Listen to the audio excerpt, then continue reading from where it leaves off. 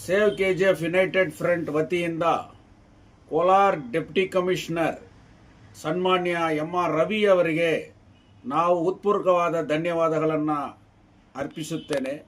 ಕಾರಣ ಇಷ್ಟೇ, ಸಡನ್ ಆಗಿ ಬೇತಮಂಗಲ ಕೆರೆಗೆ ಇವತ್ತು ಅವರು ಆಗಮಿಸಿದ್ದಾರೆ. ಅಲ್ಲಿ ಮಾಧ್ಯಮದಲ್ಲಿ ಅವರು ಮಾತಾಡುವ ಸುದ್ದಿಗಳನ್ನು ನಾನು ಕೇಳಿದಾಗ ನಿಜವಾಗಲೂ ಅವರು ಬೇತಮಂಗಲ ಕೆರೆಯನ್ನ ಒಂದು ಟೂರಿಸ್ಟ್ ಸ್ಪಾಟ್ ಆಗಿ ಹಳೆ ಪದ್ಧತಿ ಹೇಗಿತ್ತೋ ಅದೇ ರೀತಿಯಲ್ಲಿ ಮಾಡೋದಕ್ಕೆ ಎಲ್ಲ ಕ್ರಮಗಳನ್ನು ನಾನು ತಗೊಳ್ಳುತ್ತೇನೆ ಅಂತ ಒಂದು ವಿಚಾರವನ್ನು ಅವರು ಸ್ಪಷ್ಟಪಡಿಸಿದ್ದಾರೆ. ಅದೇ ಸಂದರ್ಭದಲ್ಲಿ ಈ ಪಾಲಾರ್ ನದಿ ನೀರು ಬೇತಮಂಗಲ ಕೆರೆಯಲ್ಲಿ ತುಂಬಿ ಹರಿತಾ ಇದೆ. ಇದು ಕುಡಿಯುವುದಕ್ಕೆ ಸರಿಯಾದ ಸೂಕ್ತವಾದ ನೀರು ಅನ್ನೋದು ಕೂಡ ಅವರು ಅಲ್ಲಿ ವಿಚಾರವಾಗಿ ಚರ್ಚೆ ಮಾಡಿದ್ದಾರೆ.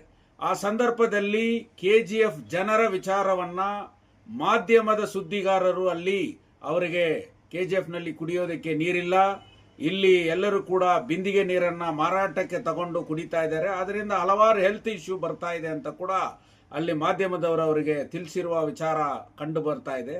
ಆದ್ದರಿಂದ ಕೆಜಿಎಫ್ ಗೋಸ್ಕರ ಬೇತಮ